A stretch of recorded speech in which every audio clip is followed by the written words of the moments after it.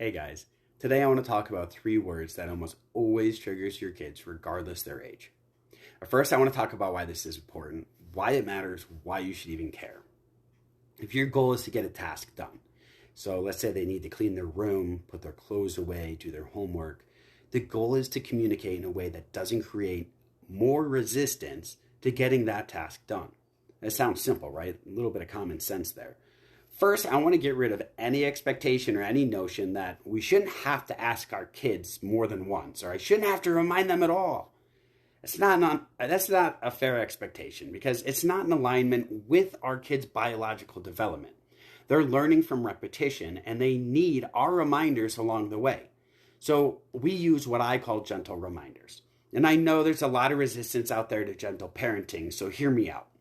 Gentle reminders are simply reminders that don't create further resistance to the task at hand. So the three words that trigger any kid is you need to. Now, I know we all have tasks and responsibilities that we want our kids to do.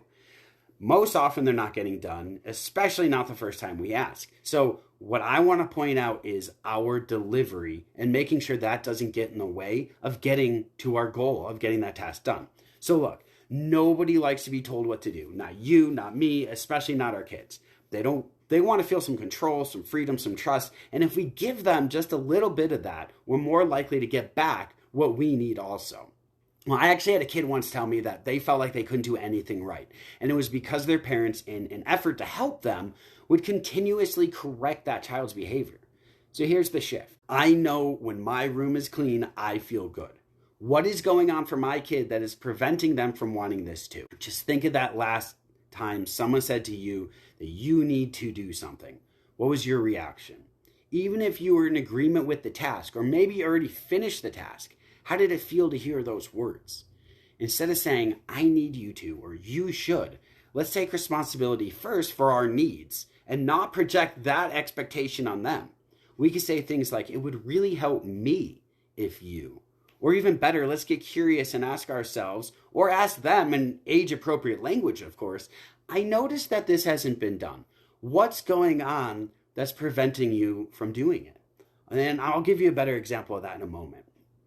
When we focus on our needs as parents rather than their failure to comply with an obligation, we create a safe space, we create respect, we create a place that they can communicate what their resistance is, or even more often support them in identifying what that resistance is.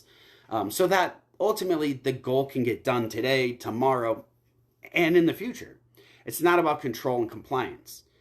I told you to do this. It's about understanding what's going on with our kids and what it is that they're struggling with. So remember, the answer to why they aren't doing it is never to annoy you. I know it feels like that. But the question is what's going on with them that's getting in the way. So on top of whatever that resistance is, when we use these words, we go and put a load of judgment and guilt. And you aren't enough language on top of it. Like, you never put your clothes away, or you're a lazy kid, you're messy. These are labels and judgment. And instead we want to shift to curiosity. So instead of demanding a task get done, I've asked you 100 times. Try asking questions and working together to find a solution. So for example, you could say things like, we talked about doing this and I see it hasn't been done. What's up with that? Like, what's not working for you right now? Remember, our tone and the words we choose can make all the difference in how our kids respond to us.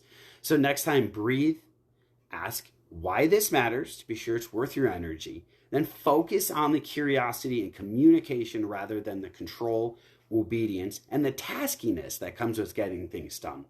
So remember, most often, if not always, our kids are not trying to annoy us, especially when it comes to putting things away, washing dishes, homework, or whatever chore it is within your household. There's another obstacle they're facing, whether it's overwhelm or depression, and they just don't have the life energy to be motivated to do it. And this is how it comes out, through the avoidance of tasks. So there's my 2 cents for the day, guys. Thanks for watching.